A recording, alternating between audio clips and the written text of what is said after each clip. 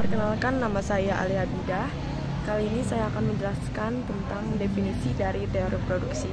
Jadi, teori produksi menjelaskan prinsip-prinsip yang digunakan perusahaan dalam menentukan jumlah produk yang akan diproduksi dan dijual, serta jumlah input yang dibutuhkan untuk menjalankan proses produksi tersebut. Teori ini mencakup berbagai konsep ekonomi dasar, seperti penetapan harga produk, upah tenaga kerja, serta biaya sewa atau penggunaan faktor-faktor produksi lainnya. Dengan memahami teori produksi, perusahaan dapat merancang proses produksi secara efisien guna mencapai tujuan bisnisnya.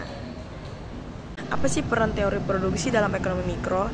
Yang pertama, teori ini berguna dalam teknologi produksi, di mana teknologi produksi ini menggambarkan cara perusahaan mengolah berbagai input seperti tenaga kerja, modal, dan bahan baku menjadi output berupa barang atau jasa. Perusahaan harus menentukan kombinasi input yang paling efisien untuk menghasilkan output tertentu, sehingga dapat mencapai tujuan utamanya, yaitu memperoleh keuntungan secara optimal. Yang kedua, kendala biaya. Dalam proses produksi, perusahaan tidak terlepas dari keterbatasan sumber daya. Oleh karena itu, perusahaan harus mempertimbangkan berbagai komponen biaya, seperti upah tenaga kerja, besarnya modal yang dikeluarkan, serta biaya bahan baku dan input lainnya. Tujuannya adalah untuk meminimalkan total biaya produksi agar tetap dapat bersaing di pasar. Yang ketiga ialah pemilihan input. Pemilihan jumlah dan jenis input produksi menjadi keputusan penting bagi perusahaan. Penentuan ini dipengaruhi oleh teknologi produksi yang digunakan, besarnya biaya yang harus dikeluarkan, harga dari masing-masing input, tingkat upah tenaga kerja, serta faktor eksternal lainnya. Dengan mempertimbangkan semua faktor ini, perusahaan dapat merancang proses produksi yang efisien dan aktif. Terima kasih kepada moderator atas kesempatannya. Di sini saya akan membawakan materi dengan konsep input, output, dan fungsi produksi dalam ekonomi. Input ialah semua sumber daya yang digunakan dalam proses produksi untuk menciptakan barang atau jasa. Input juga ini sering disebut sebagai faktor-faktor yang memproduksi, yang terdiri dari tenaga kerja, modal, tanah, maupun kewirausahaan. Tenaga kerja yang diciptakan itu sumber daya manusia yang memberikan kontribusi fisik dan intelektual dalam proses produksi. Kualitas dan kuantitas tenaga juga memengaruhi produktivitas. Nah, yang kedua itu modal, aset fisik yang seperti mesin, peralatan, bangunan, dan teknologi yang digunakan untuk memproduksi barang lain. Modal berbeda dengan uang karena bersifat produktif. Yang selanjutnya itu tanah, sumber daya alam yang termasuk lahan, la- mineral air, dan bahan mentah yang menjadi bahan dasar produksi. Nah, yang terakhir itu kewirausahaan, yang dimana kemampuan mengorganisasikan dan mengelola ketiga faktor produksi di atas untuk menciptakan nilai tambahan. Kewirausahaan juga melibatkan inovasi, pengambilan risiko, dan pengambilan keputusan strategi. Next slide. Nah, sedangkan output itu atau pengeluaran itu hasil akhir dari proses produksi, yaitu barang atau jasa yang dihasilkan. Nah, output juga ini berupa produk fisik seperti mobil atau pakaian, atau jasa seperti pendidikan dan konsultasi. Nah, di sini selanjutnya hubungan antara input dan output dinyatakan dalam fungsi produksi, yaitu suatu persamaan matematis yang menggambarkan bagaimana kombinasi input menghasilkan output tertentu. Secara umum, fungsi produksi dapat ditulis sebagai Q sama dengan F, L, K, N, E, di mana Q itu output atau jumlah barang atau jasa yang dihasilkan, F itu fungsi produksi yang menunjukkan hubungan teknis antara input dan output, L itu menandakan tenaga kerja, K itu modal, terus N itu tanah atau sumber daya alam, terus ya E itu kewirausahaan. Terima kasih, saya kembalikan kepada moderator. Baik, saya akan menjelaskan lebih rinci tentang perbedaan antara jangka pendek dan jangka panjang dalam produksi berdasarkan ketetapan dan variabilitas input yang ada pada slide ini. Nah, kita mulai dari definisinya. Pada kolom jangka pendek disebutkan bahwa dalam periode ini masih ada input yang bersifat tetap. Maksudnya itu adalah ada faktor produksi yang tidak bisa langsung kita ubah dalam waktu singkat. Contohnya itu mesin, bangunan pabrik, ataupun lahan produksi. Karena sifatnya tetap, itu tidak bisa menambah atau mengurangi secara cepat. Ini mencerminkan bahwa perusahaan harus bekerja dengan sumber daya yang sudah dimiliki, meskipun terjadi perubahan permintaan di pasar. Sebaliknya, di jangka panjang, semua input dianggap variabel. Artinya, perusahaan memiliki keleluasaan penuh untuk menyesuaikan seluruh faktor produksi, baik yang kecil maupun besar. Nah, dalam periode ini, perusahaan bisa melakukan perubahan menyeluruh, misalnya membeli mesin baru, memperluas gedung, menambah tenaga ahli, atau bahkan mengubah model bisnis secara keseluruhan. Nah, waktu yang lebih panjang memungkinkan perusahaan menyusun strategi yang lebih komprehensif dan berani mengambil risiko investasi yang besar. Selanjutnya, kita lihat dari sisi input produksi. Di jangka pendek, perusahaan hanya bisa menyesuaikan input variabel seperti tenaga kerja, bahan baku, atau jam kerja. Jadi, misal ada peningkatan permintaan, perusahaan itu bisa segera menambah karyawan sementara, lembur, atau membeli bahan yang lebih banyak. Tapi lain halnya dengan alat-alat besar seperti mesin atau bangunan. Hal itu tetap tidak berubah. Nah, perubahan produksi dilakukan dengan memaksimalkan apa yang sudah ada sebelumnya. Sementara itu, dalam jangka panjang, semua input bisa diubah. Artinya perusahaan bisa mengambil keputusan besar seperti investasi alat baru, perluasan lahan, pembangunan pabrik, atau bahkan mengatur ulang lokasi usaha ke tempat yang lebih strategis. Nah, hal ini tidak mungkin dilakukan dalam waktu singkat, tapi masuk akal jika dilakukan dalam proyeksi jangka panjang. Nah, dari aspek fleksibilitas produksi, bisa dilihat bahwa dalam jangka pendek itu lebih terbatas daripada jangka panjang, karena terdapat input tetap, sehingga perusahaan tidak bisa sepenuhnya menyesuaikan diri dengan perubahan kondisi pasar. Nah, produksi hanya bisa ditingkatkan sedikit sesuai dengan kapasitas yang tersedia. Sebaliknya, jangka panjang lebih fleksibel. Perusahaan bisa merancang ulang seluruh sistem produksi agar lebih efisien dan kompetitif. Fleksibilitas ini penting dalam dunia usaha yang terus berubah, karena memungkinkan adaptasi terhadap perkembangan teknologi, permintaan konsumen, dan tren pasar global. Nah, kemudian untuk lebih memperdalam pemahaman kita, kita bisa melihat contoh nyata. Misalnya ada sebuah pabrik sepatu, pada saat lebaran tiba-tiba permintaannya naik. Nah, dalam jangka pendek tentu saja pabrik hanya bisa menambah tenaga kerja ataupun lembur, karena tidak mungkin langsung membeli mesin baru. Tapi lain halnya kalau misalnya ini permintaannya tinggi berlangsung selama bertahun-tahun, maka dalam jangka panjang perusahaan bisa membuat pabrik cabang baru, membeli lebih banyak peralatan produksi, atau membangun pusat distribusi agar lebih cepat.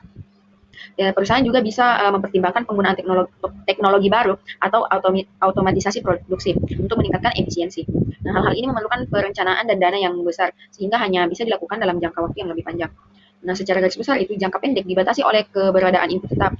Nah, produksi hanya bisa ditingkatkan dengan memanfaatkan sumber daya yang ada secara optimal.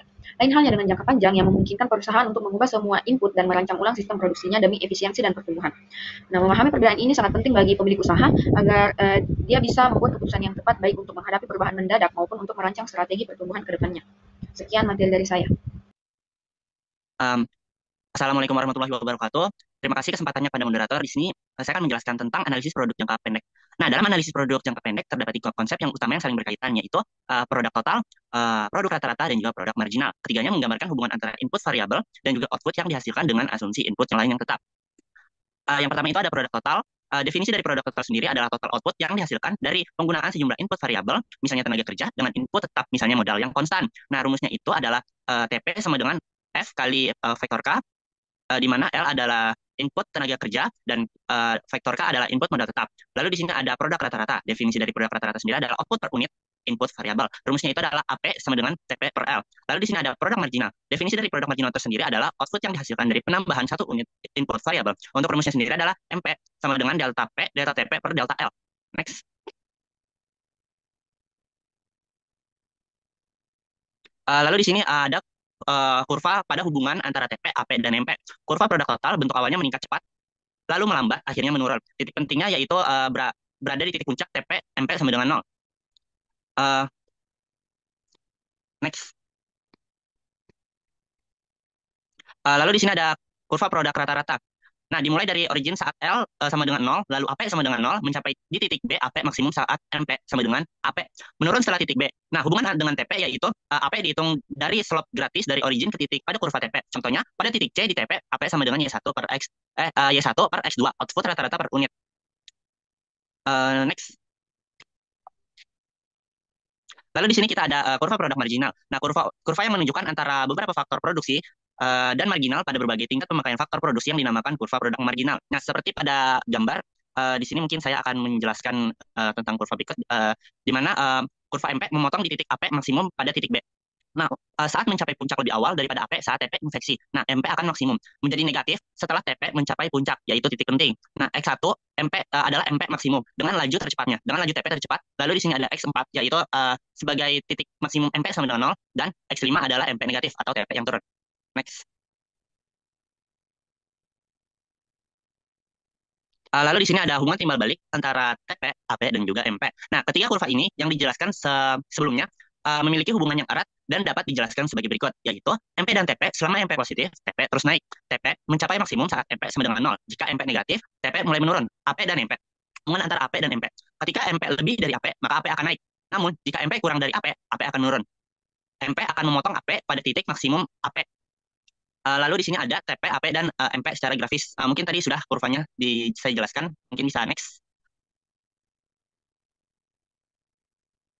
Lalu di sini ada tahapan produksi jangka pendek berdasarkan hubungan antara TP, AP, dan EP pada proses jangka panjang dibagi menjadi tiga tahap, yaitu tahap pertama atau insurance return atau fase peningkatan hasil. Nah, ciri TP tersebut adalah output total meningkat dengan laju semakin cepat. Contohnya, penambahan satu pekerja L1 ke L2 meningkat TP dari 10 ke 24 unit, yaitu bertambah 14 unit. Nah, ciri MP-nya itu MP akan naik, tambahan output per pekerja semakin besar. Untuk mencapai puncak di akhir tahap 1, MP maksimum sama dengan 15 saat L3. Ciri AP. Nah, AP akan naik karena MP lebih besar daripada AP. AP maksimum tercapai saat MP sama dengan AP. Lalu untuk tahap 2 yaitu perusahaan sebaiknya tidak berhenti di fase ini karena masih ada potensi efisiensi yang belum maksimal. Pada tahap 2 ini, ciri-ciri dari TP akan naik tetapi dengan tambahan yang semakin kecil. Contohnya itu jika L4 ke L5, TP akan naik dari 52 ke 60 unit atau bertambah 8 unit. Untuk ciri MP-nya tersendiri yaitu MP akan turun tetap positif setiap tambahan input masih memberi output tambahan. Ciri AP-nya yaitu AP akan turun karena MP kurang dari AP. Tahap optimal produk karena MP masih positif atau tidak ada pemborosan input dan AP masih relatif tinggi. Contoh keputusannya itu seperti perusahaan manufaktur yang beroperasi di fase ini dengan menambah pekerja hingga MP mendekati nol. Lalu di sini ada tahap 3 atau negative return. Nah, ciri dari TP-nya yaitu dari TP tersebut adalah TP akan menurun karena over utilisasi input. Contohnya itu ketika L sama dengan 7, TP akan turun dari 63 ke 62 unit. Nah, ciri dari MP tersebut yaitu MP akan negatif. Lalu untuk AP-nya tersendiri, AP turun tetapi tetap positif karena rata-rata output per input masih ada tetapi tetap rendah. Sekian penjelasan saya kembalikan ke moderator. Baik, sebelumnya terima kasih atas kesempatannya kepada moderator. Selanjutnya kita masuk pada materi hukum hasil marginal yang semakin menurun dan hukum proporsi variabel. Jadi sebelum masuk ke hukum hasil marginal yang semakin menurun, saya ingin menjelaskan apa itu hukum proporsi variabel. Jadi hukum proporsi variabel adalah hal yang menjelaskan bagaimana perubahan input atau uh, input itu dibagi menjadi dua, ada input variabel dan juga input tetap. Itu mempengaruhi output atau total produksi ketika input tetap tidak berubah. Nah, ini artinya itu maksudnya dari hukum proporsi variabel itu bagaimana input variabel itu atau tenaga kerja itu bisa mempengaruhi dari total produksi yang ada. Kemudian hukum hasil marginal adalah jika satu faktor produksi ditambah terus-menerus, misalnya tenaga kerja atau input variabel yang tadi saya jelaskan, sementara faktor lainnya tetap seperti lahan atau mesin, maka tambahan hasil output dari setiap unit, tambahan faktor variabel tersebut akhirnya akan semakin menurun. Nah, ini maksudnya tidak selamanya ketika orang berekspektasi bahwa ketika penambahan tenaga kerja itu, maka total produksinya itu juga akan semakin meningkat. Namun di dalam hukum hasil marginal ini menjelaskan bahwa ada di mana satu titik bahwa ketika penambahan tenaga kerja itu justru membuat total produksinya itu akan semakin menurun. Entah itu dikarenakan ruang kerjanya yang sempit, dikarenakan kan tadi dikatakan bahwa lahan atau mesinnya itu kan tetap. Berarti kan ketika ditambah tenaga kerja itu kan justru ruangan yang digunakan itu semakin sempit. Nah, ini bisa menurunkan dari faktor produktivitas dari tenaga kerja itu sendiri yang berdampak langsung pada total produksi itu sendiri. Nah, hubungannya dengan hukum proporsi variabel itu adalah, nah hukum proporsi variabel itu kan bagaimana tenaga kerja itu bisa mempengaruhi total produksi. Nah, hubungannya dengan hukum hasil marginal itu jadi hukum hasil marginal itu berada di dalam hukum proporsi variabel. Jadi hukum hasil marginal itu di mana satu titik bahwa ketika penambahan tenaga kerja itu justru malah menurunkan dari total produksinya itu sendiri. Nah, kemudian kita masuk pada tahapan produksi dalam hukum marginal yang semakin menurun. Jadi eh, tahapan pertamanya yaitu tambahan tenaga kerja itu justru malah produksinya itu akan semakin besar dan efisiensinya tinggi. Kemudian tahap yang kedua itu mengalami penurunan marginal. Nah, dengan penambahan tenaga kerja itu produksi justru semakin meningkat, tapi dengan tambahan yang kecil. Nah, kemudian pada tahapan yang ketiga inilah yang kita maksud dengan hukum marginal, yang dimana dengan penambahan tenaga kerja itu tadi justru bukan malah menambah dari total produksi itu sendiri, justru malah menurunkan dari total output atau total produksi itu sendiri. Baik, next.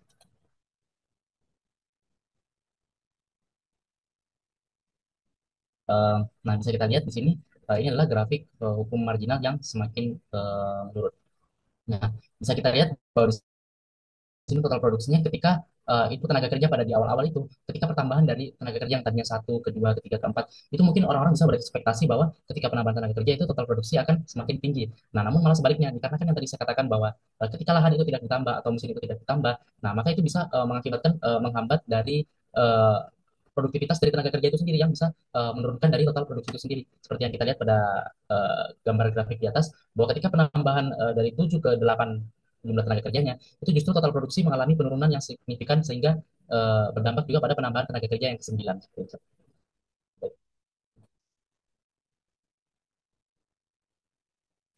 Nah, berikut adalah rumus rata-rata produksi pada setiap tenaga kerja dan tambahan total produksi. Nah, eh, jadi TP itu adalah total produksi atau output yang saya katakan tadi. Kemudian produk marginal atau MP itu adalah tambahan output yang dihasilkan oleh satu unit tambahan variabel. Kemudian AP itu adalah rata-rata output per unit input variabel. Ini artinya rata-rata dari total produksi yang dihasilkan oleh setiap tenaga kerja seperti itu. Jadi rumusnya MP itu delta TP atau perubahan dari eh, total produksi itu sendiri dibagi delta input atau perubahan dari input itu sendiri. Kemudian AP itu rumusnya TP atau total produksi dibagi dengan jumlah input.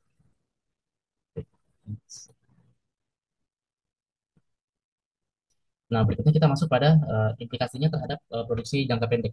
Nah, jadi yang pertama itu batasan kapasitas produksi. Jadi dalam jangka pendek input tetap tidak dapat diubah, karena itu penambahan input variabel hanya efektif sampai titik tertentu. Seperti yang saya katakan tadi, dikarenakan lahan itu tidak berubah atau tidak ditambah, namun ketika tenaga kerja itu akan terus bertambah, nah maka ini membuat tenaga kerja itu memiliki batasan kapasitas produksi, dikarenakan entah itu lahannya sempit.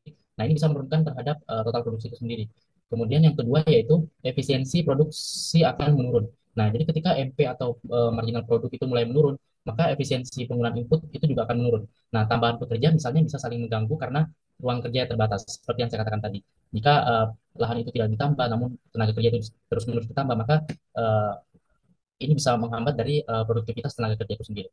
Kemudian yang ketiga yaitu biaya produksi per unit akan naik. Jadi ketika hasil marginal menurun, biaya marginal atau marginal cost itu meningkat. Nah, ini artinya biaya untuk menghasilkan satu unit tambahan barang itu justru akan lebih mahal seperti itu. Kemudian yang keempat yaitu batas optimal penggunaan input.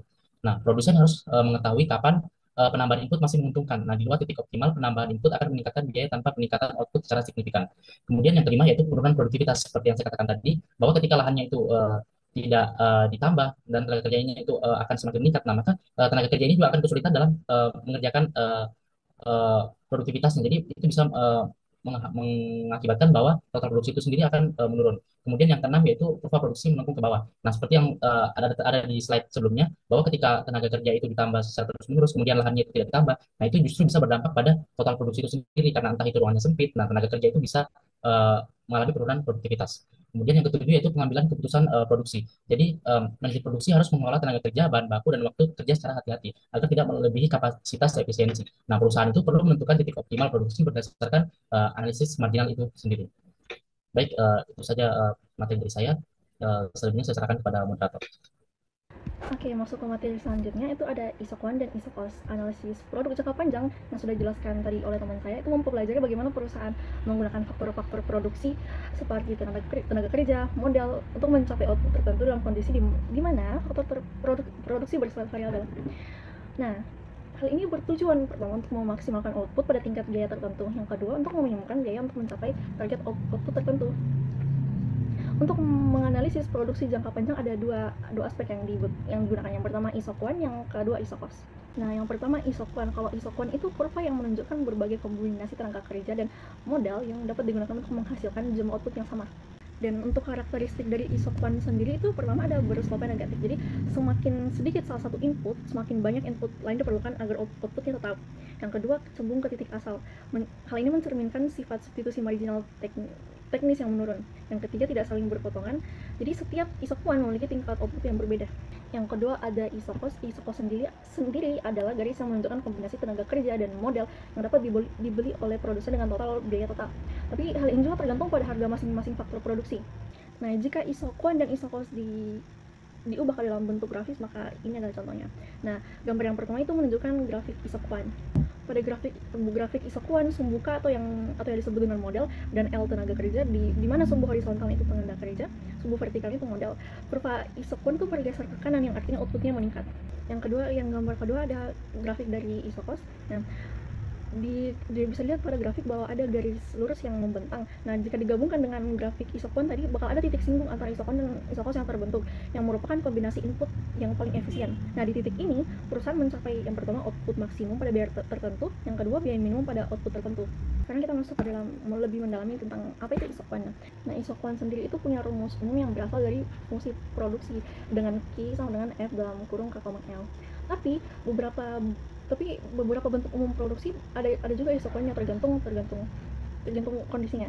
Yang pertama ada Cobb-Douglas, yang kedua ada linear atau input tetap, yang kedua linear, yang ketiga bisa dilihat pada tabel bahwa tiap poin itu ada bentuk fungsinya masing-masing.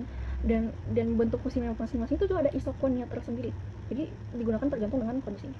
Kedua ada isokos. Rumus umum dari isokos itu bisa dilihat di layar. Nah, di mana W itu adalah upah tenaga kerja per unit, kalau R harga sewa murah per unit, dengan C adalah total biaya. Rumus umum isokos tersendiri itu bisa dibagi menjadi dua. Yang pertama, C sama dengan W dikali L ditambah R dikali K, atau juga bisa K sama dengan C dikurang W dikali L per R. Baik, terima kasih atas kesempatan yang diberikan. Di sini saya akan menjelaskan tentang kombinasi input optimal dalam jangka panjang. Jadi, uh, intinya, ini adalah cara paling efisien dalam menggunakan modal dan tenaga kerja, supaya kita bisa yang pertama menghasilkan output sebanyak mungkin dengan biaya tertentu, atau menghasilkan output tertentu dengan biaya seminimal mungkin. Nah, beda ya dengan jangka pendek. Nah, di jangka pendek biasanya ada input yang tetap kayak kapasitas pabrik, tapi di jangka panjang semua input bisa diubah. Jadi produsen lebih fleksibel dalam menyesuaikan biaya, teknologi, dan permintaan pasar. Selanjutnya, ada tujuan utama kombinasi optimal dan contoh sederhananya. Kenapa penting banget nyari kombinasi optimal? Jadi yang pertama itu adalah efisiensi biaya. Jadi efisiensi biaya itu mengurangi pengeluaran untuk input tanpa mengorbankan output. Yang kedua ada efisiensi teknis. Jadi itu adalah memanfaatkan teknologi dan sumber daya yang ada sebaik mungkin. Yang ketiga adalah fleksibilitas produksi. Yaitu gampang menyesuaikan diri kalau harga bahan naik atau permintaan berubah. Contoh sederhananya itu kalau perusahaan bikin meja, dia bisa milih mau pakai lebih banyak mesin atau lebih banyak tenaga kerja. Jadi kombinasi optimalnya adalah yang bikin biaya kecil tapi hasil tetap sesuai target. Next, kita masuk di kombinasi input optimal dalam jangka panjang menggunakan tangensi isokon dan isokos. Jadi sebelum itu sudah dijelaskan tentang konsep isokon dan isokos. Jadi saya di sini akan menjelaskan tentang grafiknya saja. Ini grafik isokon dan isokos. Jadi seperti yang ditunjukkan dalam gambar, kombinasi input optimal itu ditunjukkan oleh titik-titik tangensi antara kurva isokon yang berwarna biru ini dan dan isokos yang berwarna merah.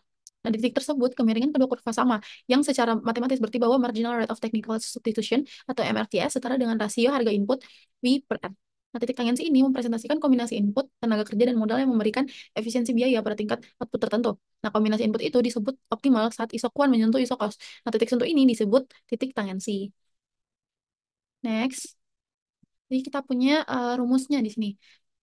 Ya, titik tangensi itu sebagai kondisi optimal, yaitu kombinasi input optimal tadi saat isokon menyinggung isokos kan, seperti yang saya bilang tadi. Nah, di titik ini kemiringan atau slope-nya kedua kurva sama, yaitu dengan rumus MRTS LK sama dengan MPL per MPK sama dengan P per R. Di mana MRTS marginal rate of technical substitution adalah laju pertukaran teknis antara dua input, seberapa banyak input modal dapat dikurangi jika input tenaga kerja ditambah satu unit agar output tetap sama. Dan MPL atau MPK adalah produk marginal dari masing-masing input. Sementara itu W dan R adalah harga input tenaga kerja dan modal. Kita punya ilustrasinya di sebelah sini ya.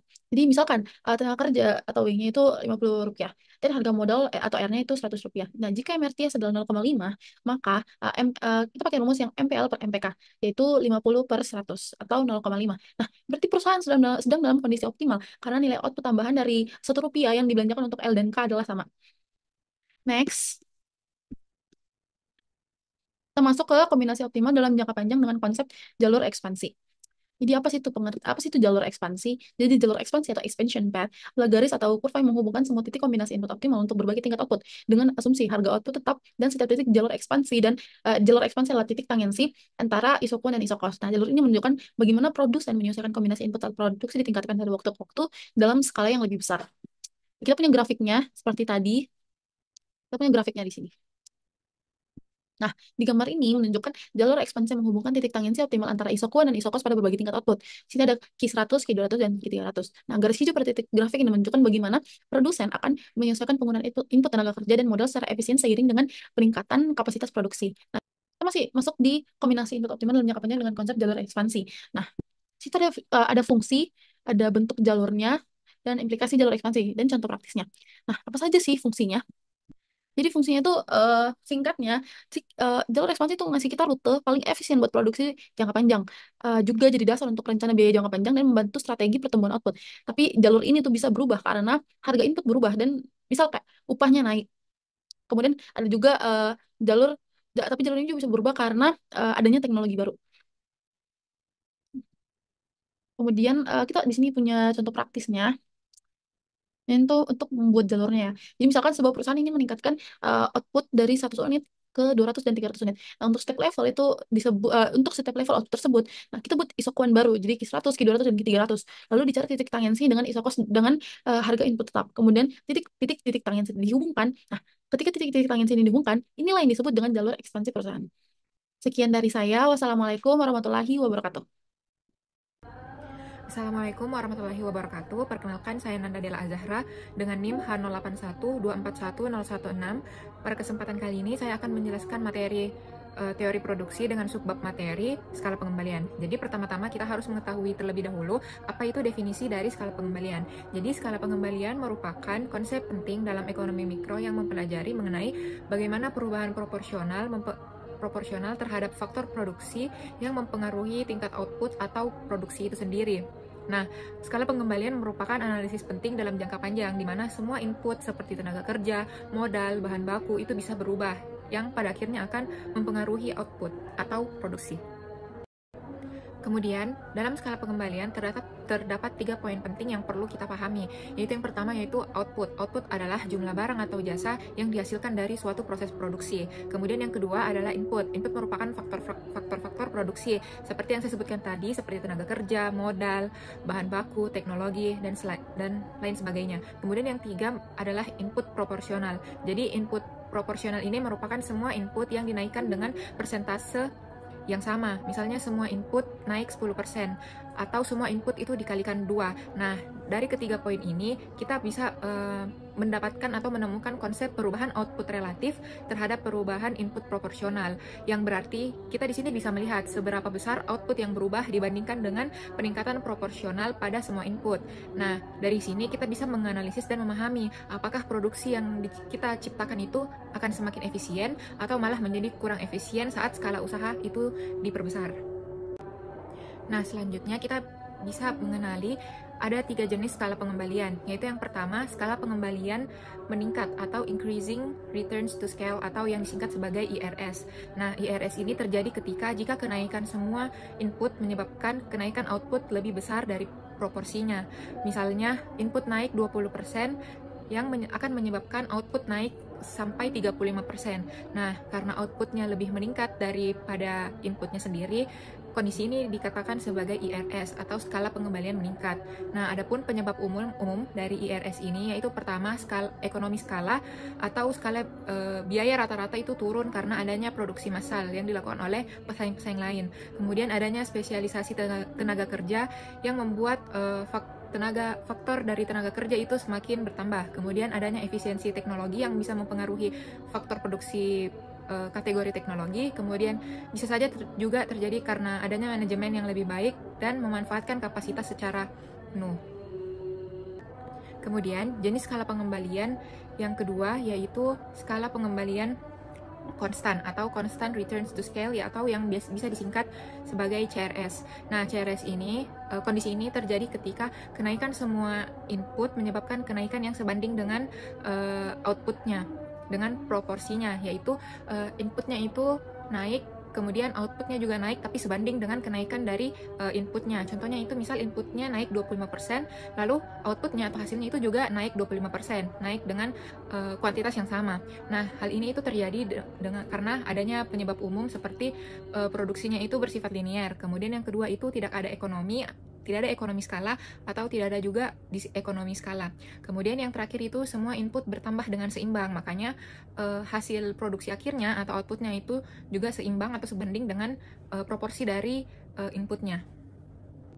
Kemudian, jenis yang ketiga dari skala pengembalian yaitu skala pengembalian menurun atau decreasing returns to scale atau yang bisa disingkat sebagai DRS. Nah, kondisi ini terjadi ketika kenaikan semua input menyebabkan kenaikan output yang lebih kecil dari proporsinya. Misalnya, input kita naikkan 20%, tapi outputnya itu hanya naik 10%. Nah, hal ini itu bisa terjadi karena ada beberapa penyebab. Yang pertama itu bisa saja karena adanya masalah koordinasi dari internal dan manajemennya. Kemudian bisa juga itu karena over capacity atau kelebihan kapasitas, sehingga outputnya itu lebih sedikit kenaikannya. Kemudian bisa juga karena birokrasi yang rumit sehingga ada regulasi yang membatasi. Kemudian bisa juga adanya keterbatasan sumber daya alam atau lokasi produksi yang kurang strategis. Kemudian dari ketiga jenis skala pengembalian tersebut, adapun grafik skala pengembalian dari ketiga jenis skala tersebut, yaitu yang pertama, grafik dari IRS itu kurvanya cekung ke atas, yang menandakan bahwa output itu meningkat dengan cepat. Kemudian, grafik yang kedua dari CRS atau skala pengembalian konstan, itu grafiknya berupa garis lurus, yang menandakan bahwa outputnya itu meningkat sebanding dengan inputnya. Kemudian yang terakhir, yaitu DRS, skala pengembalian menurun, itu ditandai dengan kurva yang cekung ke bawah atau yang berartikan output itu meningkat dengan lambat karena kurvanya itu menunjukkan cekung ke bawah. Kemudian adapun model matematis fungsi produksi dan skala pengembalian. Nah, fungsi produksi yang sering digunakan untuk menganalisis skala pengembalian yaitu merupakan fungsi Cope-Douglas, yaitu yang dinotasikan dengan Q sama dengan A dikalikan L berpangkat alfa dikalikan K berpangkat beta, yang dimana Q itu merupakan output, A sama dengan parameter positif, kemudian L merupakan tenaga kerja, lalu pangkat alfa dan pangkat betanya itu menandakan elastisitas, kemudian K itu bernotasikan sebagai modal. Nah, di sini perlu kita pahami nilai dan maksud dari alfa dan betanya ini. Ada 3 kondisi, misalnya yang pertama yaitu misalnya jika jumlah dari alfa dan beta ini sama dengan 1, maka terdapat tambahan hasil konstan atas skala produksi. Kemudian yang kedua, jika penjumlahan alfa dan beta ini nilainya lebih dari 1, maka terdapat tambahan hasil yang meningkat atas skala produksi tersebut. Nah, begitupun juga sebaliknya, atau kondisi yang ketiga yaitu ketika jumlah dari alfa beta kurang dari 1, maka maksudnya itu terdapat tambahan hasil menurun atas skala produksi. Selanjutnya itu adalah faktor-faktor yang mempengaruhi skala pengembalian. Nah, dalam skala pengembalian itu terdapat faktor utama yang mempengaruhi, yaitu ekonomi skala. Ekonomi skala merupakan penurunan biaya rata-rata akibat peningkatan produksi yang sering terjadi karena adanya efisiensi dalam manajemen, teknologi, dan pemanfaatan input bersama. Nah, atau singkatnya, ekonomi skala ini bisa dikatakan sebagai biaya rata-rata menurun saat produksi meningkat. Kemudian yang kedua, faktor lainnya itu adalah spesialisasi tenaga kerja dan mesin. Nah, maksudnya yaitu semakin spesifik tugas pekerja dan alat yang digunakan, maka semakin tinggi juga produktivitasnya. Atau jika suatu pekerja ini diberikan tugas atau pekerjaan yang sesuai dengan bidang spesialisnya dan alat teknologi yang mendukung, maka pekerjaannya itu akan semakin lebih efisien. Kemudian yang ketiga adalah teknologi produksi yang canggih. Nah, dari faktor teknologi ini bisa mendukung IRS atau skala pengembalian meningkat karena memungkinkan produksi massal dengan biaya marginal rendah walaupun misalnya investasi awalnya itu biasanya besar. Kemudian adapun hal lain yang bisa mendorong terciptanya kondisi IRS yaitu biaya tetap yang tinggi. Nah, biaya tetap yang tinggi ini maksudnya semakin besar produksi, semakin kecil biaya tetap per unit. Namun biasanya ketika perusahaan terlalu besar bisa saja memunculkan masalah yang bisa memunculkan kondisi DRS atau skala pengembalian menurun. Misalnya birokrasi yang rumit dan koordinasi kerja yang buruk. Nah, dari kondisi ini tuh malah bisa menyebabkan disekonomi skala yang menyebabkan itu tadi kondisi DRS. Bisa juga karena adanya faktor keterbatasan sumber daya dan lokasi yang strategis yang bisa menjadi penghambat pertumbuhan output secara proporsional. Kemudian adanya struktur organisasi dan sistem manajemen yang tidak efektif serta regulasi pemerintah yang terlalu ketat dan membatasi sehingga dapat mengurangi efisiensi skala.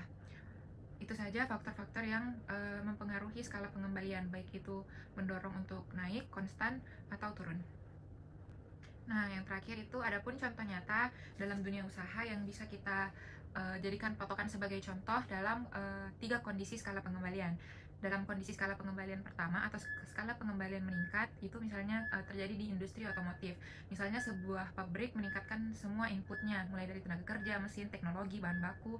Nah, inputnya ini dinaikkan sebesar 20% karena adanya efisiensi produksi dan teknologi otomatisasi dari pabrik mobil tersebut, maka output mobilnya itu bisa meningkat 30% atau menciptakan kondisi IRS. Kemudian yang kedua, untuk kondisi CRS atau skala pengembalian konstan itu misalnya terjadi pada usaha restoran lokal. Sebuah restorannya ini misalnya menambah jumlah dapur, meja, staf, pegawai sebanyak 25%. Nah, jumlah pelanggan dan omsetnya juga ini biasanya sebanding dengan inputnya. Berarti nanti jumlah pelanggan dan omsetnya juga itu bakal naik 25%.